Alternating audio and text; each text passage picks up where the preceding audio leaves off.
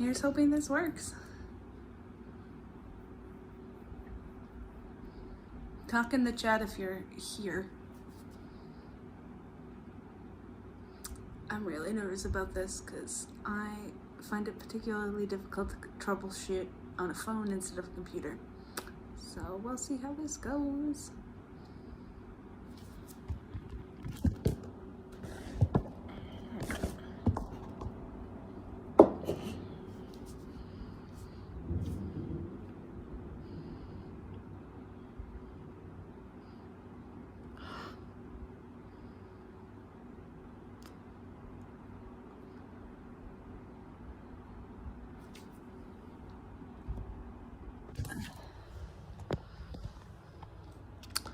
I'll be right back. It's still saying no one. Oh, there you are. Greetings, Mom. Can you hear me?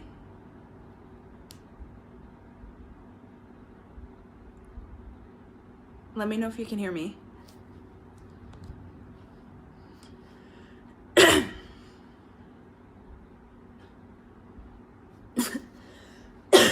This is better than my test video. Yes, good. This is better than my test video because I can actually see that one person is watching and that one person is you, I guess. So, I'm very curious if anyone's actually going to show up to this.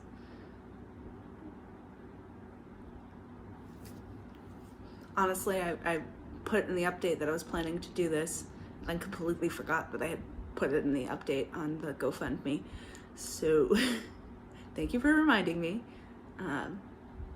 But it's weird posting updates because I don't get responses to them. So it's like sending stuff out into the void. So at least you read it.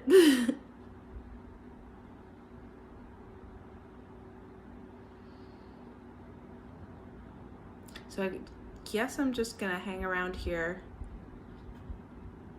There's a giant clock right in front of me so I can see how much time has gone by. It's 4 minutes, we're 4 minutes in. Yeah, I just shared it on Facebook. Did I post another update on the WordPress or did I just give a new link? I think I posted another update with a link. I posted a blog that was just this. And then I posted it on Facebook and Instagram. I got a few likes, but not a lot. So I figured give myself an hour so I don't have to sit around waiting for people to show up all night. If anyone shows up between 6 and 7, hopefully I won't get too bored waiting for people to show up. But oh, I could share the actual link on Facebook. I think I'll do that. Copy link. Oh, there's that's easier. There's a Facebook button on this thing.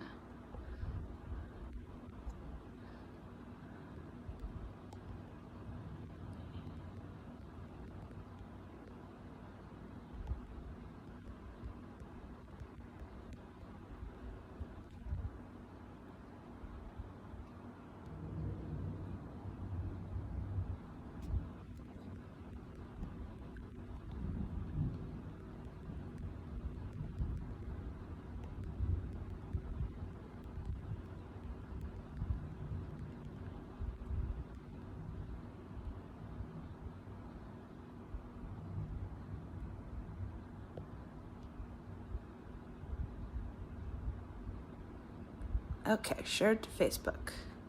Still just you there.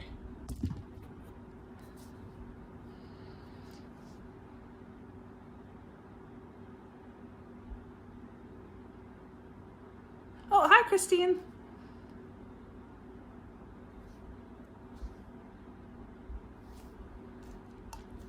We're just getting started. I've been talking to the void and my mom for the past 6 minutes while I wait for people to show up. I'm at your friend Brendan's house. Brandon, enjoying the AC.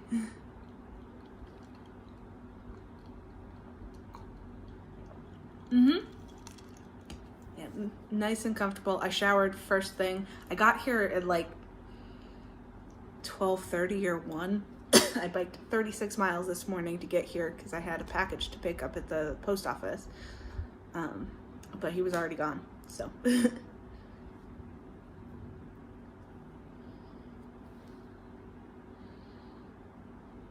He's been a very good, albeit absent host, though. He left notes with suggestions of where I could go to eat, and towels stacked up in the bathroom for me and everything. Legit.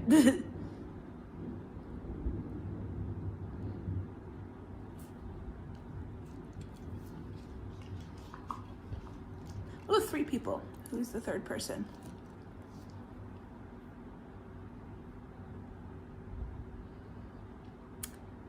I'm waiting on questions, so if anybody has a question to ask me, I'm here to answer them. So you just type it in the chat.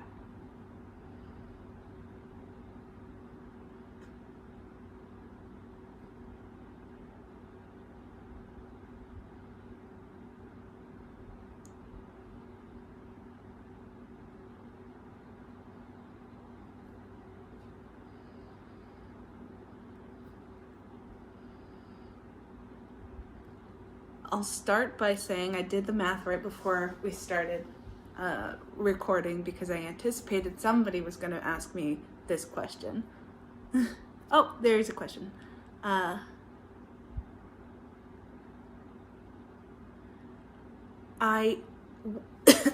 There were no biking there straight there options because the wedding was in Iowa City. So it's not on the path at all. It's on the eastern side of Iowa instead of the western side of Iowa. So I had always planned to take a rental car there. I took it there and then stayed there for almost 10 days and then missed my appointment to get the rental car to go back to where I left off. I paused in Evansville, Indiana, and then came back to Evansville, Indiana. And there's such a huge rental car shortage right now because all of the rental car companies sold all of their cars off at the beginning of COVID to survive, that I wound up having to go to Chicago and stay at a friend's house so that I could track down a rental car to get back on the road. So it happened. The wedding was beautiful.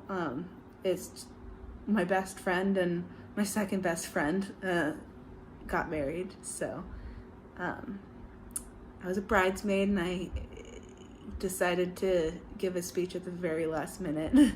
All of my Rebel Shakespeare experience with improv prepared me for that moment. I didn't miss any miles on the trip. I think I had to go a little off the trail to get to the rental car place, and then it evened out. I skipped a bit, but mileage-wise, I didn't skip anything.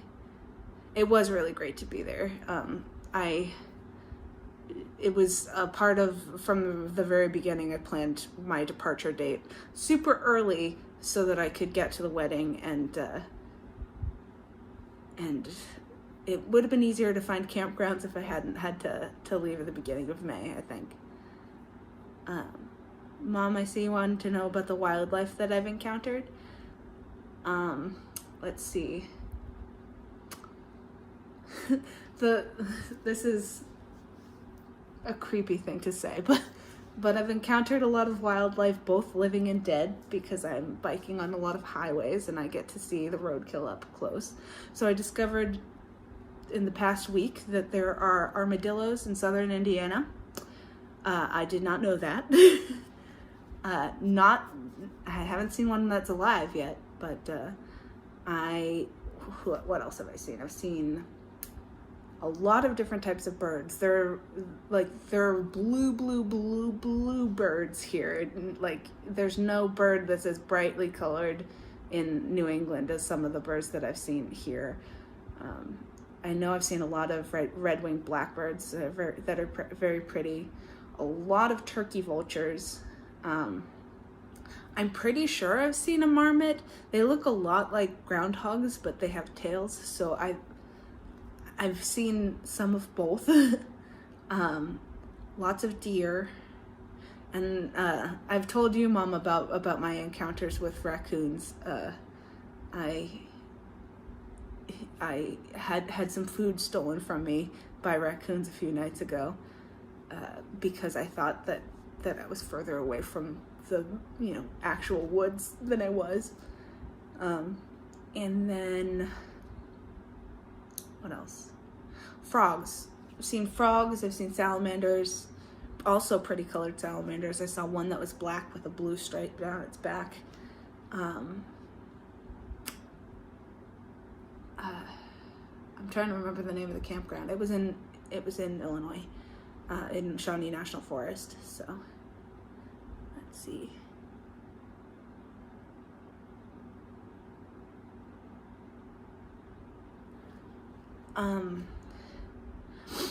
It's been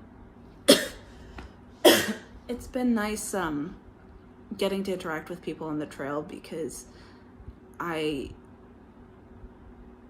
been talking to a lot of people where, like, I guess I've been on the trail a little over a month and a half, and I don't like talking to people, and I don't like talking to strangers generally, so I wouldn't have talked to them otherwise. But since I was on the trail, and talking to people on the phone, as COVID has taught us, is not the same thing as talking to a person in person. So I've been much more apt to talk with people that I don't know, just to have an opportunity to see someone's face and feel some level of connection. And I've had a lot of kindness on the road. I've talked a little bit about it in my blog posts so far, but since my last post, I've had even more. I got the campground host, and my first night back on the road drove me 22 miles to Garden of the Gods in Illinois. It was just going to be driving me past the gravel roads, and then he offered to drive me the whole way. And my rule has been, as long as I don't ask for it, it's not cheating. So I got a ride from him, the 22 miles, got there, had bike problems, and then was offered another ride from a stranger, a man, his mother, and his 2 children, to my campground that night, because I couldn't bike the hills with the condition that my bike was in. So it's really nice to experience how giving people can be to strangers, and how much people want to help people, especially because, a lot of the states that I've been in, their politics are different than my politics, and just avoid the conversation, because I don't want to make enemies on the road. And there's one other example.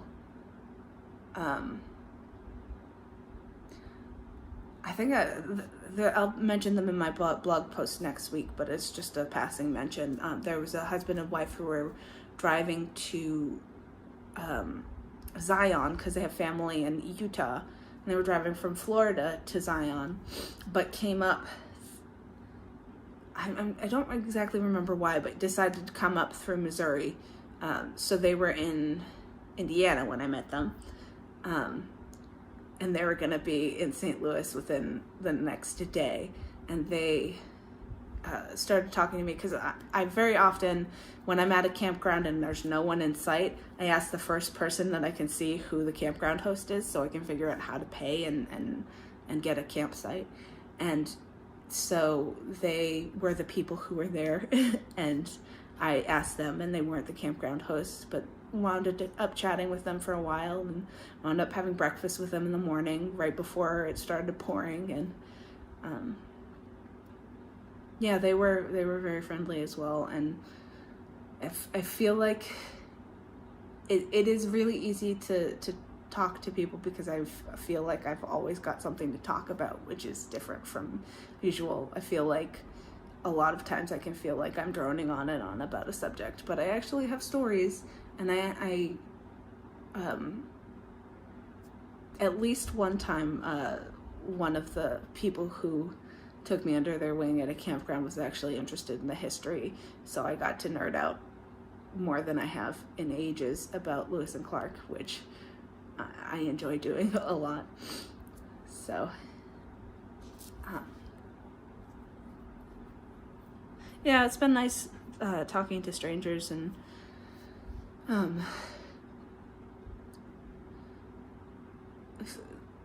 feeling road camaraderie, I guess, because it's usually people who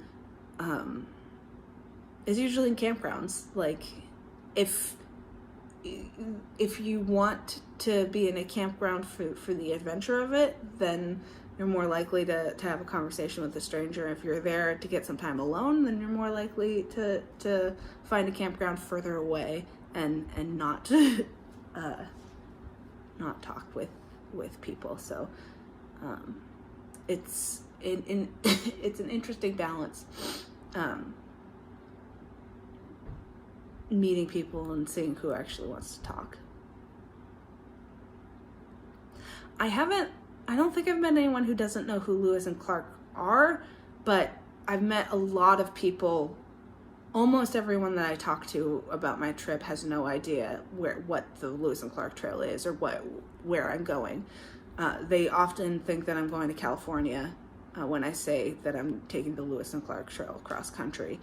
And I have to explain that I'm following the rivers and I wind up in the Northwest. So that's kind of the point, I guess, of me even writing this novel is it is a blind spot, and it's a big blind spot that people have, because honestly, compared to,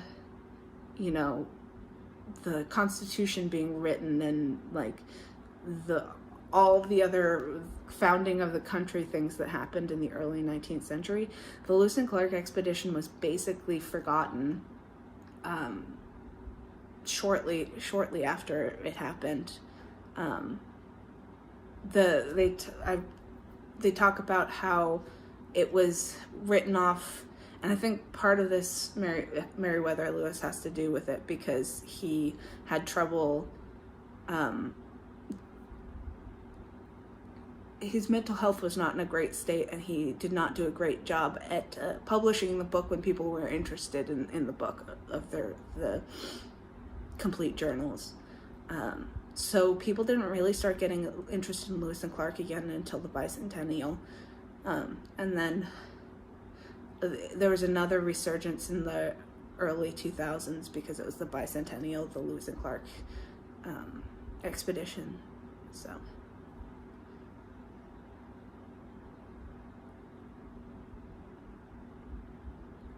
Yeah, I really enjoy telling people when they ask me where I'll end my trip that I'll be ending my trip in Cape Disappointment. It's a slight exaggeration of where I'll be ending my trip, because I know I'll be going up and down that coast quite a bit. But it's pretty amusing, because I've seen pictures of the state park there and it's gorgeous, but telling people you're ending a trip in Cape Disappointment is they don't know how to respond to that.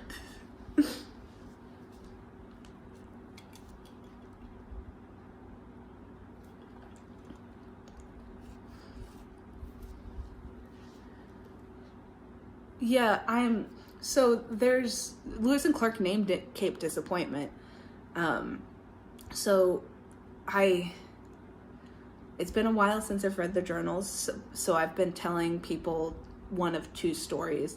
The first one was that they got there, and because when they initially got to the West Coast, they hit a cape and were like, oh, it's the ocean, and then realized they still had further to go to actually hit the ocean. So that is one reason that it's called Cape Disappointment. But the other reason is that they got to the West Coast and they were hoping that there might be British merchants there, because they often stopped to trade with the Chinook and gosh, I'm blanking out on the other tribes. Clatsop and all of the tribes that were along that cape. And they got there and they're like, maybe we'll get a ride home and we won't have to trek all the way back or across the country. But there was no one there, and they spent months waiting for the ice to melt. I think at least 6 months for the Rockies to melt before heading back. So they were just waiting, and it was winter in the Pacific Northwest, so it was just cold and rainy all of the time. So they were disappointed that they didn't get to take the shortcut back, and just sort of leisurely ride on a boat all the way back to the East Coast.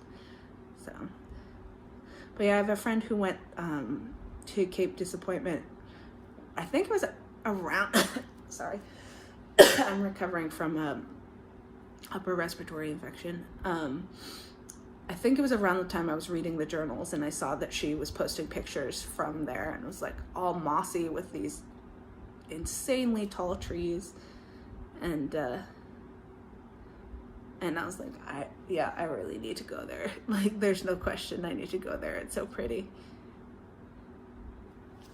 It was a very long winter. It was such a long winter that Meriwether Lewis he was so impatient that he tried to go through the mountains when there was still snow, and had to turn back and give up because there was no getting through the mountains. The snow was like 6 feet deep. But yeah, once they got there, a lot of them were ready for it to be over, which I get. I think once I cross the Rockies, I'm going to be ready for it to be over too. And they almost starved in the Rockies, so I think the idea of going back through them was incredibly daunting. Yeah. There's a moment in the journals where they get to the source of the Missouri, and Lewis sort of realizes that they've gotten here, and there's literally miles of mountains that they'll have to get through. Like, cannot see past the mountains. There's so many mountains ahead of them. And he realizes that he still needs to get to the Pacific Ocean, but he's already failed in his expedition because there's no waterway to the Pacific. So just getting your head around that sort of, I have to see this through to the end, but I already know that the purpose of the expedition is a failure. Like, I mean, they did all of this botanical and zoological research, and added a lot to our knowledge in that capacity. But then also when he got back, it's debatable about whether or not it was nature bringing a ship down, or if it was actually anti-Jefferson people who raided a ship and destroyed all of the artifacts. But there's only one artifact from the expedition that you can actually see today besides the journals. It's a woodpecker skin, and it's at the Harvard Natural History Museum. But everything else was destroyed unless it was something that was sent back when they got to the Mandan villages, which honestly, it might have also been that stuff too. But yeah, it's just a lot of work that, I mean, losing the historical record of everything that you've done must be traumatizing.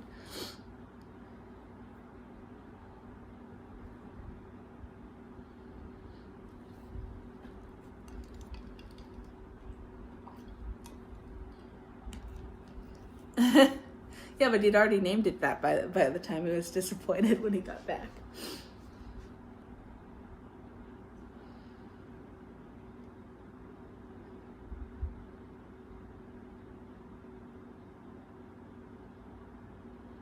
That's good to know. I hope it's not still closed in August, but I met somebody the other day who was telling me about all the forest fires in every state that I'm going through in the next few months. Well, starting with South Dakota, but fires in South Dakota, North Dakota, Montana, Idaho, Washington, Oregon, and I'm sure California. There's a drought going on up there, and there's a lot of fires, so I imagine that there's going to be a lot of points at which I cannot follow my intended path. I'm hoping that because I'm by the river for most of it, that will stop the fire.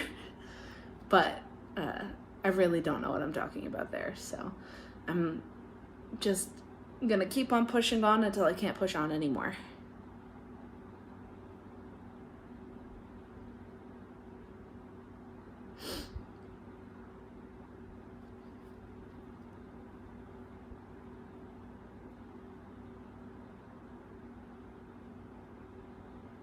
Mom, did you mean the fires started a month earlier than usual this year?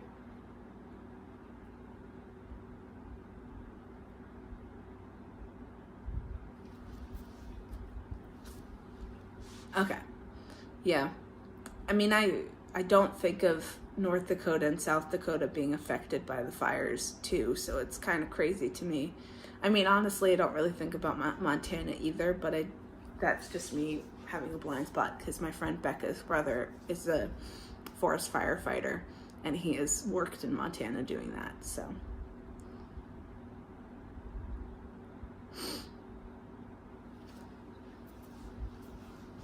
Yeah, I'm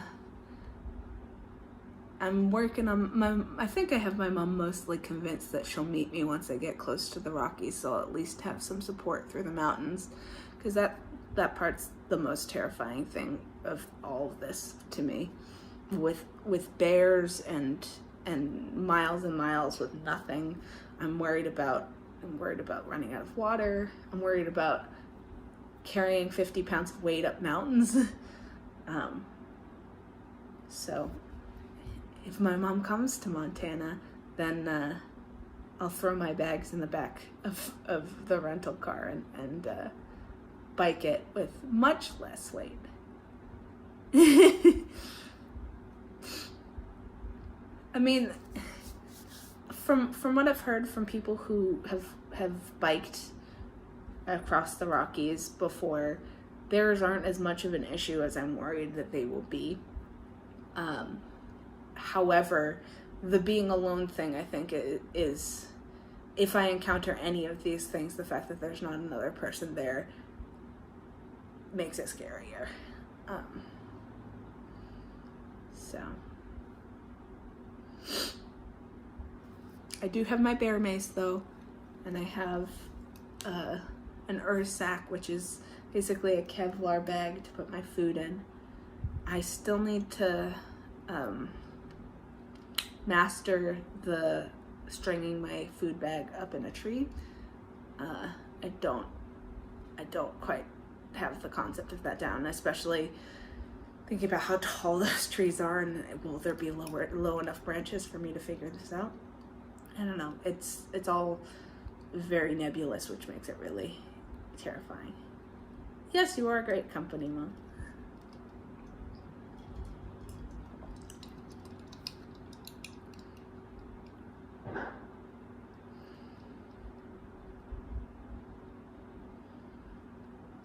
I was saying earlier, I can't remember if I finished the statement.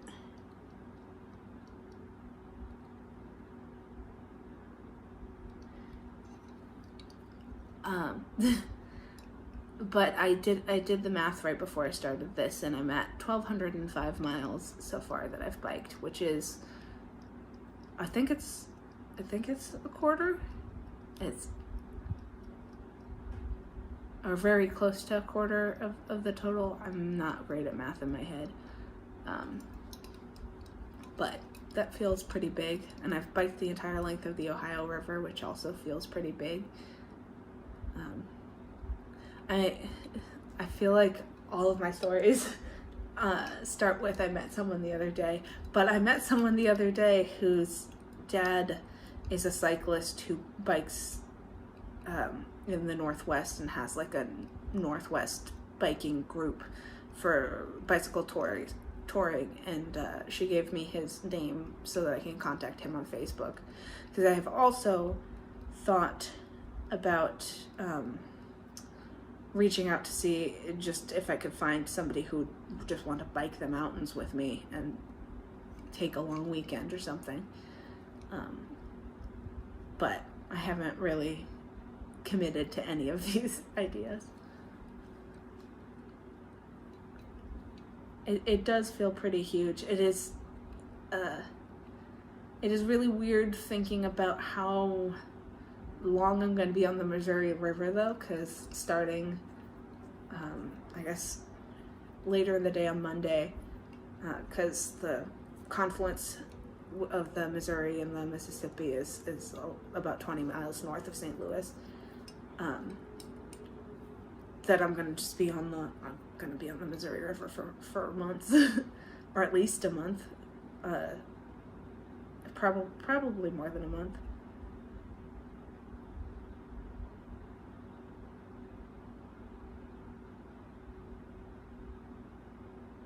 Yeah, that'd be nice if you know any bikers who are undaunted by the Rocky Mountains. I have been getting better at the hills. I complain about them constantly, but I am getting better at them.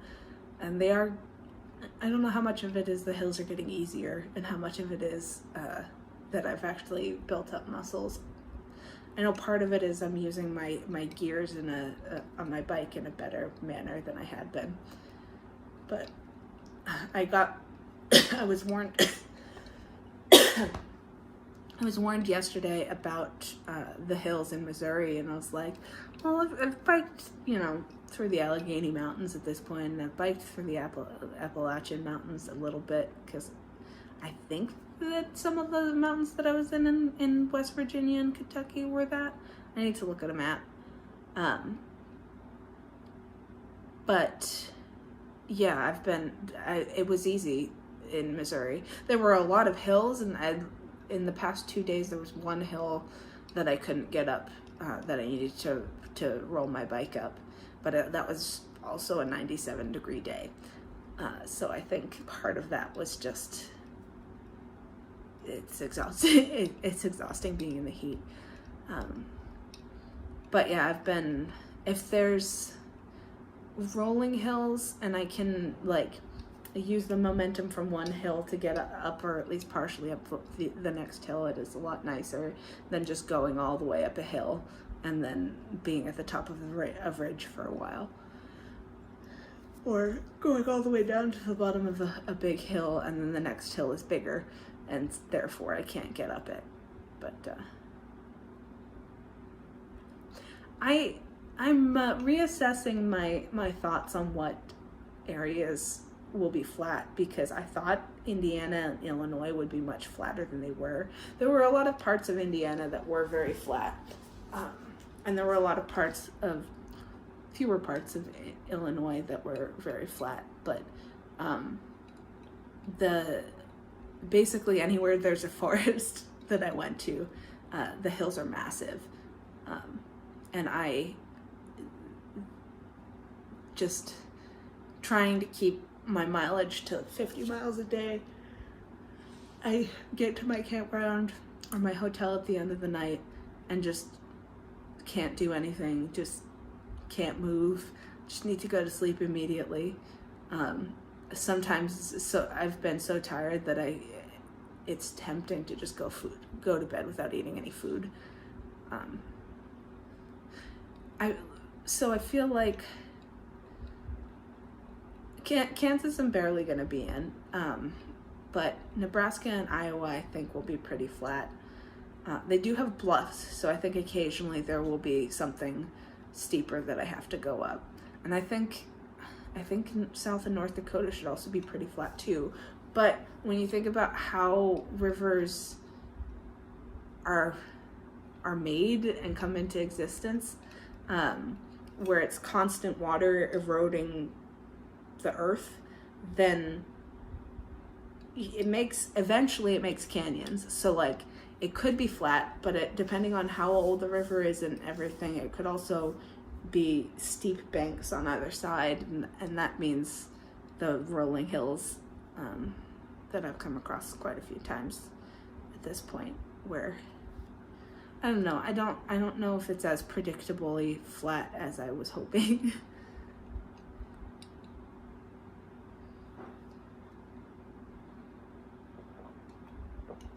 But I am learning to read the elevation on my digital maps better, and choosing my my course based on how terrible the hills look.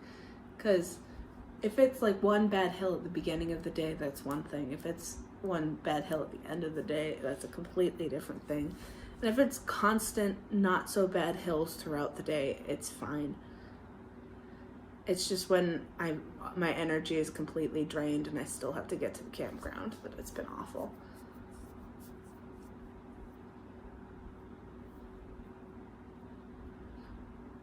I think so. I've started finding the elevations that I'm looking at when I choose my route for the day to be less daunting than they had been.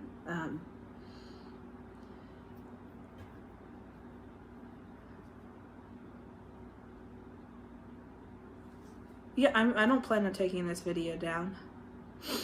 I don't know who's going to watch it all the way through, but I don't plan on taking it down. It's more effort than I'm willing to put into it.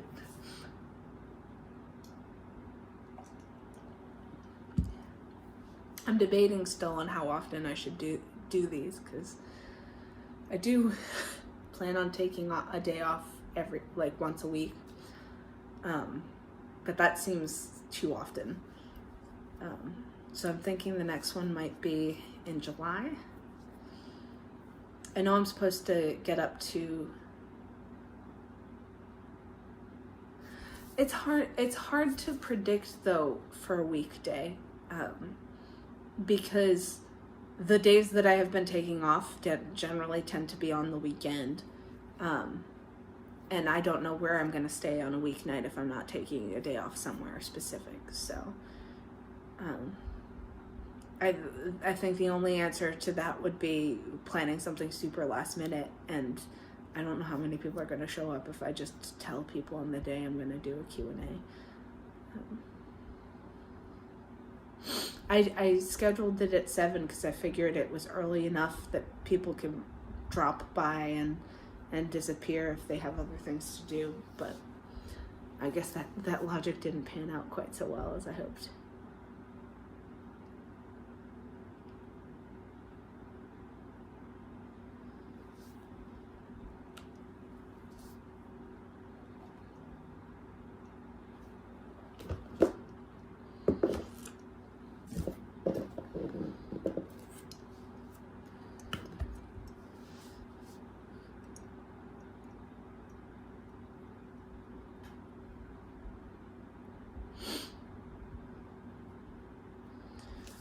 Yeah, the other thing to keep in mind is as I have less service, as I get further out into the wilderness, the only times that I'm going to be able to do this is when I'm stopped at a hotel or at somebody's place, which means I have to be, in civilization. You can leave if you want, Mom. I'm staying until 7/8. Just in case stragglers show up at the end.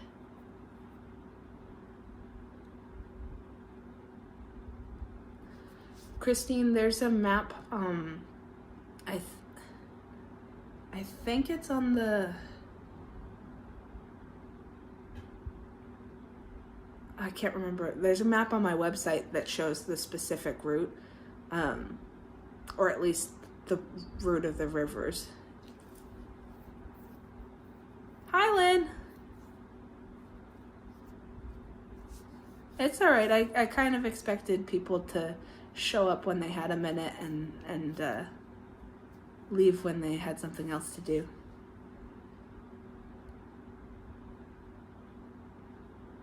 Got any questions for me?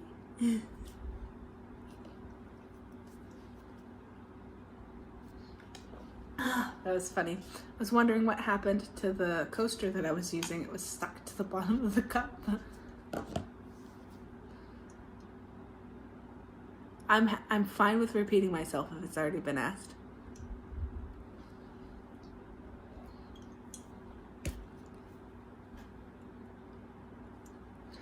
I carry, I would say a little less than 10 pounds of food. I usually have four or 5 days worth of food in my bag. It does depend on when I go grocery shopping, because I wind up with more breakfasts than dinners and stuff, so I wind up having an odd cycle of how much food that I have. I wound up getting a multi-pack of oatmeal and had way too much oatmeal in my bag for a very long time. I don't carry backpacking food with me. It's pretty expensive, and it's hard to find stores that have it on the road. For how much I've been told that there are places that sell camping gear, I haven't really stumbled upon that many. So I do things like I have instant oatmeal for breakfast. I do use a camping stove. It's that tiny pocket rocket one that just sticks on the top of the gas can. And I do a lot of like microwavable mac and cheese. And that one I add protein to it. and then protein bars as well. But yes, I did have an incident last week where 2 raccoons discovered that there was food in my panniers, and they fought over my protein bars. They figured out how to unzip it. I wound up having to chase them away and move my bike, because I hadn't really been thinking about animals, because I haven't had any encounters with anything smart enough at that point to get into my bag. So I just put my food bag inside of my pannier and didn't tie the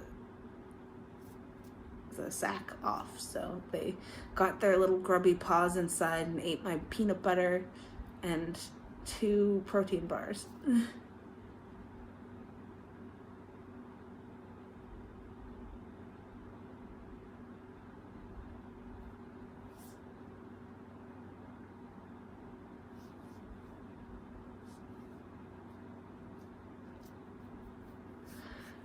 I thought about those bear-proof canisters, but they are very heavy and awkward to fit on my bike. So they have, I'm well aware that I might encounter bears. I have an Ursack, which is a Kevlar bag that bears are supposed to not be able to get into. Doesn't mean they can't smush up my food, but it means they can't eat my food. So yeah, because if I used a bear canister, it would have to be on the outside of my bag, and it would have the sun bearing down on it all day, every day, and I think that my food would just be inedible or just a mess. I'm going to Portland and beyond. Christina, don't know what 2 routes you're talking about. I don't know that I've decided yet. There's a few like short loops that like not huge differing paths, but slightly differing paths. I know there's Lake Sacagawea, which is I'm wondering what you're talking about, which I would have to choose what side of the lake that I bike on. I believe I'm going on the south side of that lake. But I do have to look at my GPS to figure out what the actual plan is, because I haven't looked that far forward yet since I put it in my GPS in May. So hopefully my mom's going to be with me in Portland, though.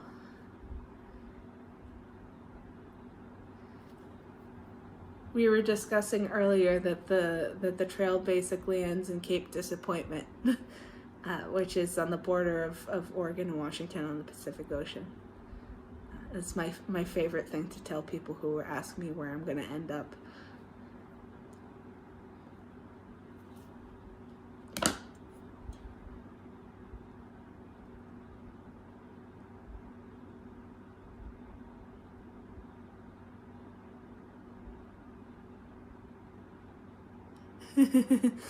I am not sure what to say about the Continental Divide, besides I hope I can do it.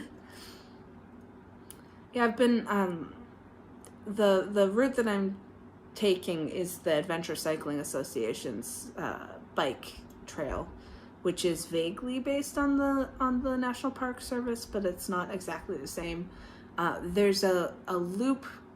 Maybe this is what you're talking about, because the National Park Service has, and the trail I'm taking too has the return journey as well, because they explored up the Mariah River on the way back. One of the things that Lewis did impulsively to try to accomplish more than, because he felt like he failed on the expedition, was to try to make it past the 39th parallel to try to extend the border of the United States, which I don't know why logically this was a thing, but if a tributary of the Missouri River got above the 39th parallel, then that would have altered the border of the United States. It didn't, so he wound up turning around and coming back. But Clark went another way as well, through Montana. This was all in Montana. Which is when he discovered Pompey's Pillar, which is where I bought my copy of the Journals of Lewis and Clark.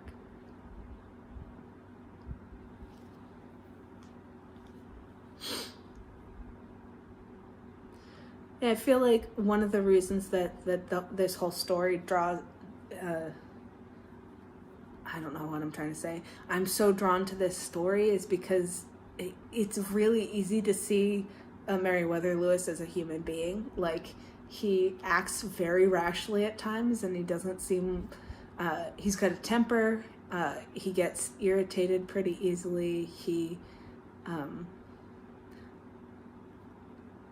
takes himself too seriously a lot of the times, and you can just see a whole lot of personality in him as you're reading the journals and everything, and I can just picture the mindset that he was in so much of the journals, because Thomas Jefferson said he had bouts of melancholy.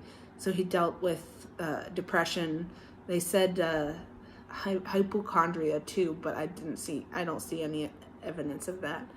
But he goes into rages and gets himself into trouble, but he also sits back and watches and observes and stays cool-headed sometimes when he needs to be. He's very good in a crisis at keeping his head. So that's one of my favorite things. My favorite thing about history is looking at historical figures as human beings, because I feel like we've got a bad habit of looking at the founding fathers as these infallible gods. And they all make mistakes, and they all do stupid things, and it is fun to look at them from the perspective of everybody. Everybody makes mistakes, and just because the founding fathers did it didn't mean they were right to do it, that sort of thing.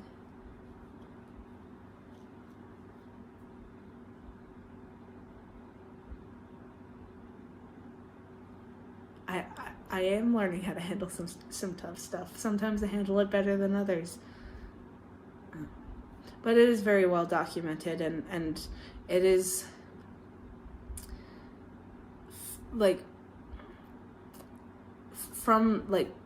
because it's journals, it's first-hand accounts, which makes it much more tangible than reading somebody else's account of something that somebody did.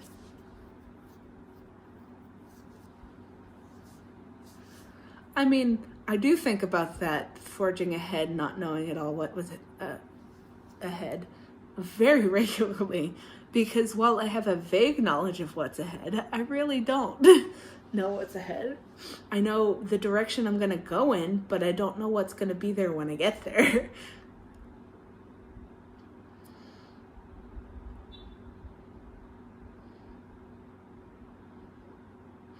I've had a few comments of people on the road asking me, particularly on my Pittsburgh to St. Louis trip, because there's no official trail for that,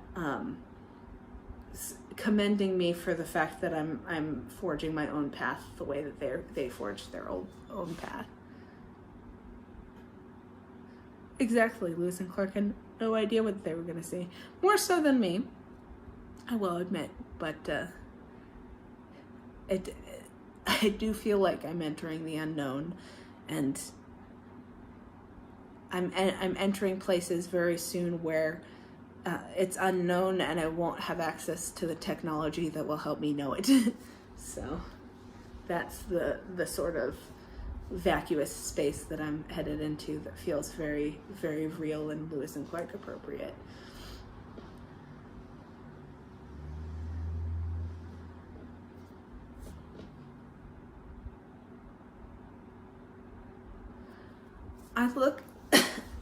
I look at mostly there's elevation graphs that I look at that tell me how bad the next day or two is going to be, and they give me a good idea of if it's going to be one terrible hill a day full of hills, that sort of thing.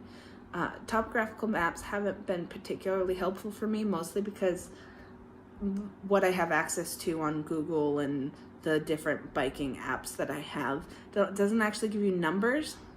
It just shows you where the rings on the topographical map are. So I guess you could figure out how steep an incline is. That it grades up quickly, but I haven't gotten the knack for reading topographical maps on my phone. The elevation graphs, though, have been very helpful.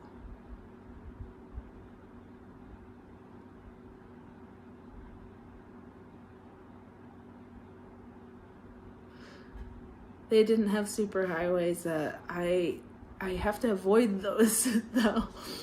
The number of times that I've been like wiggling around weird roads to avoid interstates has been crazy.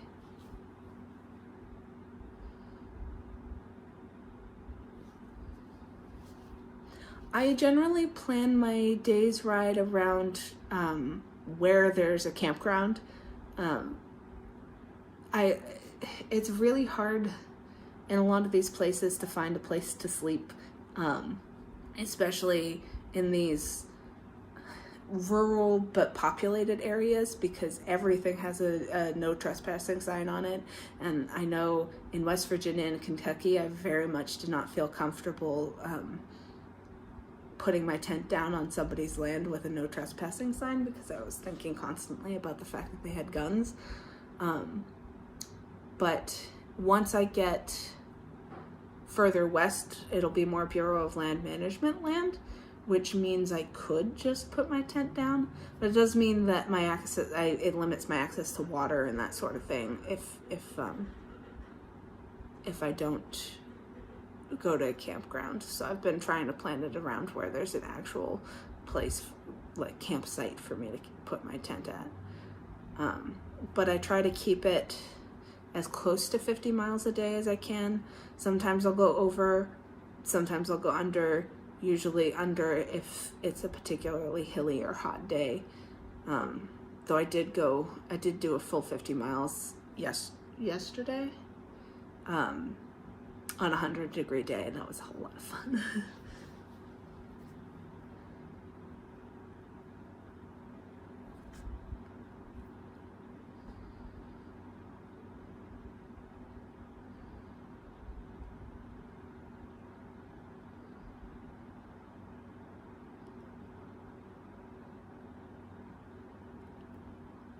I don't think it's legal for me to ride on the interstate. in my training, at least, this wasn't an interstate, but it was a highway.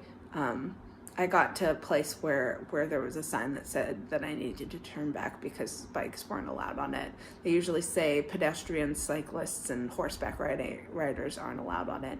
I've been allowed on some highways, though, that I don't know why I was allowed on them. There was a highway in Pennsylvania that actually led up to Rochester from Pittsburgh that the speed limit was like 75 miles an hour on the highway, and there were constant signs saying that this was the bike path of the Ohio River in Pennsylvania.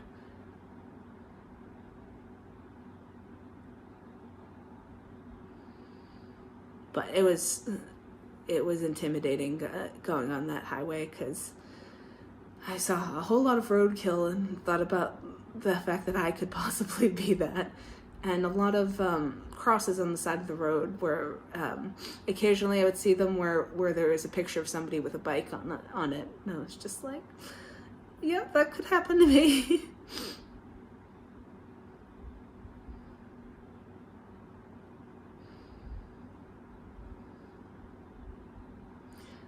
But per my dad's suggestion, I've been, when I'm on highways like that, I keep my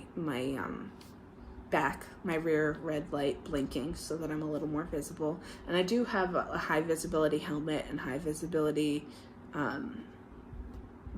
cycling jersey so that it's harder to miss me. But it is very intimidating when semis are going by me. Or I was on a hill in Illinois the other day with no breakdown lane and like maybe that much room for me to bike, and I couldn't get up the hill, so I had to walk my bike up the hill, and every 30 seconds or so another 18-wheeler was going up the hill, so I had to keep on pulling my bike off the road and stopping because I felt like I was going to be run over. And this, even just the sound of being near those trucks without anything between you and it makes my brain shut down. It's terrifying. Yeah, I've definitely been on state highways rather than in interstates. I was even going to try to avoid those, but they're kind of impossible to avoid. But state routes at least are a little better than state highways, so.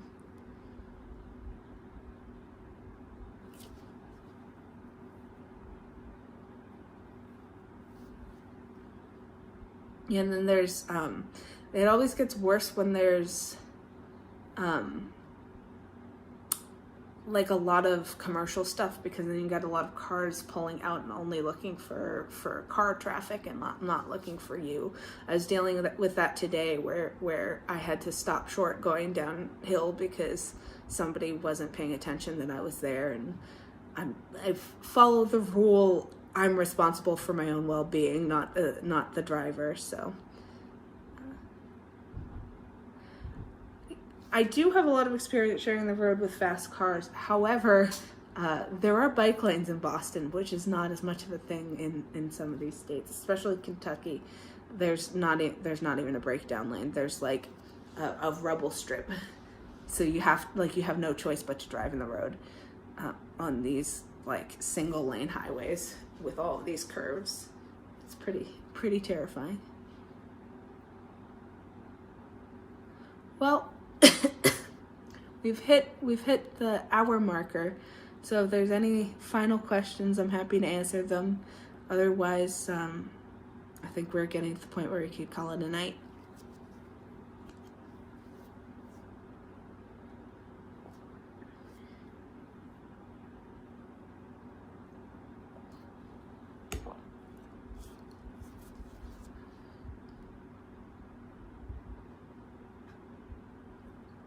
Exactly. Thank you. I will. I have a bed to sleep in tonight with freshly washed sheets, thanks to you, Christine. So have a good night, everyone. I'll spread the word the next time I plan to do this.